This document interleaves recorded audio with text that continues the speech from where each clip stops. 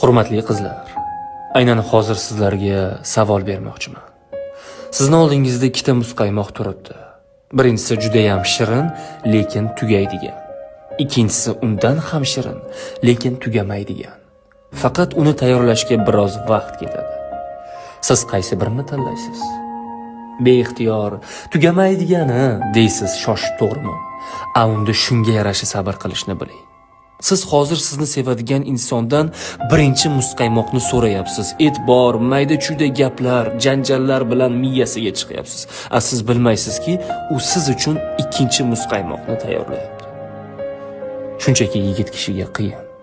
U uchun sevgi, oilasi, farzandlari hech kimga xor bo'lmasdan yashashi. Mana ko'rasiz. U shunday qasr quradiki, unda qaynonangiz qirolicha, siz esa malika bo'lasiz. Shunchaki sabrli bo'ling.